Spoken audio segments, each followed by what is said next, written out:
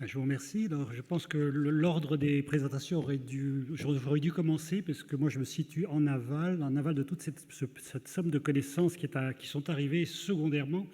Et donc, ce que je vais essayer de vous décrire, c'est ce que nous avons pu faire quand nous avons vu, nous aussi, arriver cette cohorte de malades, sans aucune donnée euh, cernant vraiment la pathologie et sans indication de la façon de les prendre.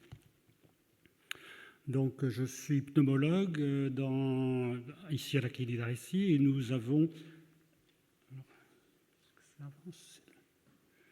Donc, nous avons créé en 2018 un service de réhabilitation fonctionnelle respiratoire tout à fait classique, ambulatoire. Il n'y a rien de magnifique ici, avec une équipe multidisciplinaire.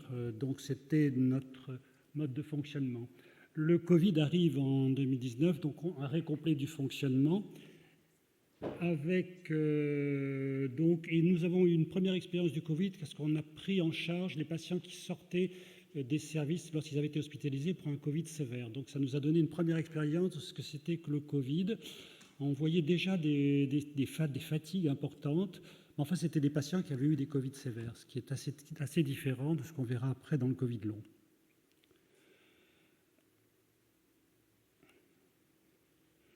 Donc, nous avons pris en charge pendant cette période de 2020 pendant deux ou 3 mois. Et arrive la fin du confinement et se pose la question de la reprise des activités. Comment faire dans cette atmosphère de Covid, notamment nous qui prenions en charge des malades insuffisants respiratoires particulièrement fragiles. Donc, on décide de créer un peu rapidement en distanciel une prise en charge de réhabilitation respiratoire. On n'est toujours pas dans le Covid, avec bilan initial qui était quand même en présentiel et mise en place très rapidement à l'aide de tablettes chez des patients dont l'âge moyen est entre 75 et 85 ans. Et bien ça marche quand même. On est arrivé donc à mettre en place assez rapidement cette prise en charge en distanciel. Puis sont arrivés adressés non pas par des spécialistes, mais en général par des médecins généralistes qui étaient confrontés à cette entité qu'ils cernaient mal, de patients extrêmement fatigués, des Covid longs. Et quand on les reçoit, on n'a pas du tout à ce moment-là les définitions de l'HAS ou de l'OMS qui sont arrivées en février 2021 et en octobre 2021, donc on était bien avant. Mais le nombre de cas qu'on nous adressait nous a paru suffisamment significatif pour que l'on s'intéresse à ces patients et qu'on décide de les recevoir sans trop savoir ce qu'on allait leur proposer. Au départ, on était dans l'inconnu, mais à force d'en voir, le tableau clinique finit par être assez facilement identifiable.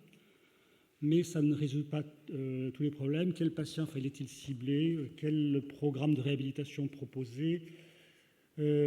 Comment les intégrer? Parce qu'on avait repris notre réhabilitation pour les insuffisants respiratoires. On n'avait pas assez de patients Covid quand même pour faire des sessions spécifiques. Donc comment les intégrer dans une session de réhabilitation? Donc le bilan de ces patients Covid, il était assez classique, un diagnostic éducatif qui est très important dans le Covid, et j'insisterai là-dessus, plus que peut-être les examens complémentaires. Néanmoins, il fallait faire un bilan standard. On sait tous que ces patients, ils ont au plan respiratoire, puisque la dyspnée et la fatigue sont au premier plan, et la dyspnée en particulier, mais que l'exploration fonctionnelle ne nous informe pas, que les gaz du sang non plus sont peu informatifs. Donc, on faisait un test de marche, le bilan habituel en unité de réhabilitation. Et en complément, pour ceux qui pouvaient le faire, une épreuve fonctionnelle sur cycle. Ce qui a frappé d'emblée, c'est que c'était des patients jeunes. Nous, on est habitués des patients plus âgés. Donc, EFR et imagerie thoracique normale. Ils étaient assez déconditionnés, ayant arrêté leurs activités du fait du Covid long depuis un certain temps. Et surtout, ce qui était extrêmement frappant, c'est ce sentiment d'abandon, d'incompréhension de leur entourage. À l'époque, il y a des publications qui sont divergentes. Certaines nient l'existence de la maladie Covid, même considèrent effectivement que c'est un profil psychologique particulier, qu'il n'y a pas de Covid long. Les symptômes sont nombreux, donc la dyspnée et l'asthénie sont plus fréquents, dyspnée au moindre effort, respiration dysfonctionnelle, ça c'est quelque chose peut-être en tant que pneumologue auquel on était très sensible et qu'on a bien constaté, soit une anarchie de la fréquence respiratoire et du volume courant, ou un franc syndrome d'hyperventilation. En particulier, je me rappelle d'un sportif de haut niveau qui était venu, qui n'arrivait plus à performer.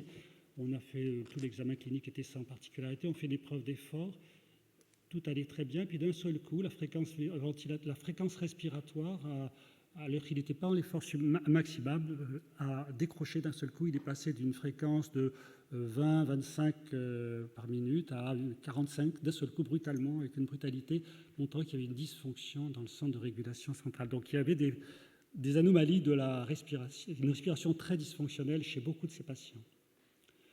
L'atteinte neuromusculaire, là, qui est maintenant bien connue, avec un effondrement post-effort, qui est différent du déconditionnement, et pour des efforts qui n'étaient pas forcément extrêmement intenses.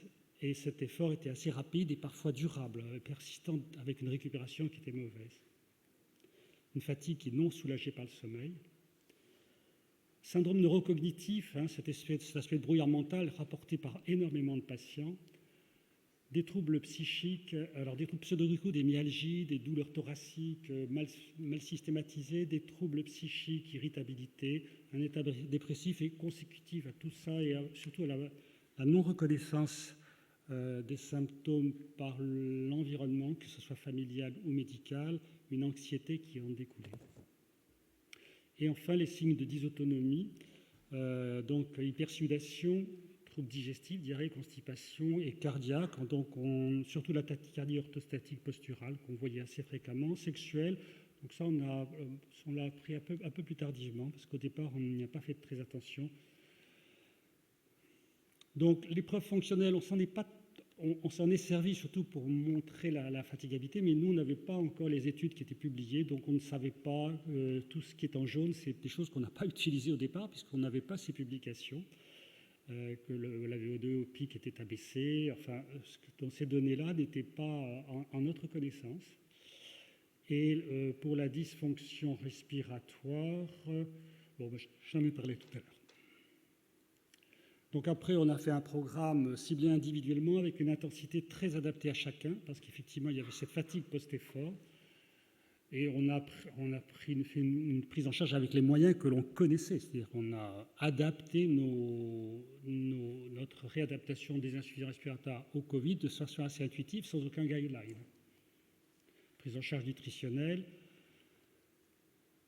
kinésithérapie respiratoire importante avec, donc, comme pour les syndromes d'hyperventilation, donc apprentissage de la respiration diaphragmatique, en fait toutes les techniques de kinésithérapie respiratoire donc ont été très utilisées. Et un point important qui nous a paru très important dans l'évolution de ces patients, c'est leur entrée en résilience. Ces patients étaient en mal de reconnaissance, ils ne comprenaient pas ce qui leur arrivait. Donc déjà leur reconnaître qu'ils avaient une maladie, leur apprendre les symptômes au fur et à mesure que nous les apprenions, a été un élément extrêmement important dans leur amélioration, au-delà même de ce que l'on a pu leur apporter en matière de rééducation. Le fait que tous les membres de l'équipe ont fait cette équipe était très important. Ils trouvaient des réponses à tous les niveaux de l'équipe sur cette maladie. Et le partage d'expériences entre patients, alors ça c'est quelque chose d'extraordinaire, ils se voyaient entre patients Covid long, ils se racontaient leurs symptômes, ils se donnaient leurs solutions, parce qu'ils avaient tous des solutions pour tel et tel symptôme, et ça a été énorme dans leur amélioration.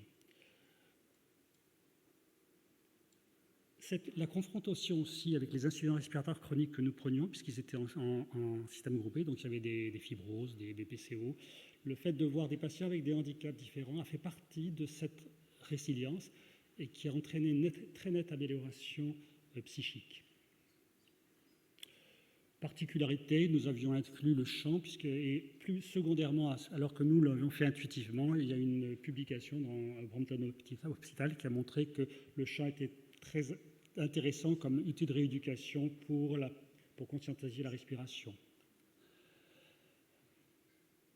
Et enfin, là aussi, on était un peu novateur, mais je ne peux pas dire si cette technique sera une technique d'avenir.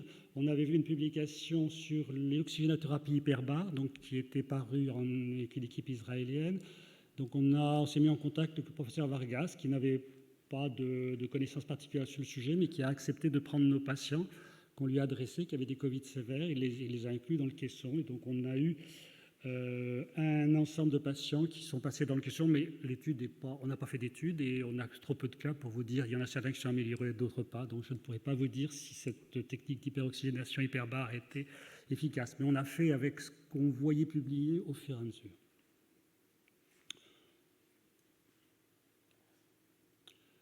Donc, et maintenant, il y a encore 2 millions de patients qui sont concernés par le Covid long. Il y a 8% des patients qui font 2 millions de patients qui font des Covid, donc 8% de patients font des Covid longs. Donc c'est toujours un problème d'actualité, mais maintenant on a des données beaucoup plus solides et on peut faire une réadaptation plus adaptée. Merci.